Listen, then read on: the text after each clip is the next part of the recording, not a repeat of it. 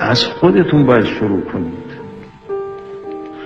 تمام خوف و ترس هایی که انسان دارد از دشمن برای این است که خودش رو می‌بیند. اگر چنانچه دید که خدا هست در کار، برای خدا دارد کار می‌کند، نمی‌ترسد، برای اینکه مقدرات دست اوست.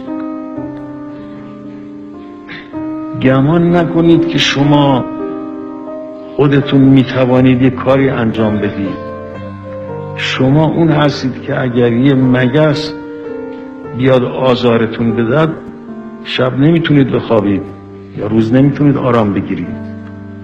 اگر یک پشه در شب بیاد نمیذارد شما آرام بگیرید.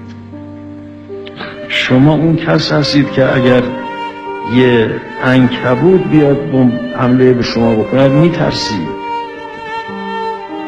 شما اون کس هستید که اگر یک گنجشک از شما یه چیزی برداره بره قدرت ندارید ازش پس بگیرید. همه عجز است، همه فقر است، هرچی هست از اوست، از خداست.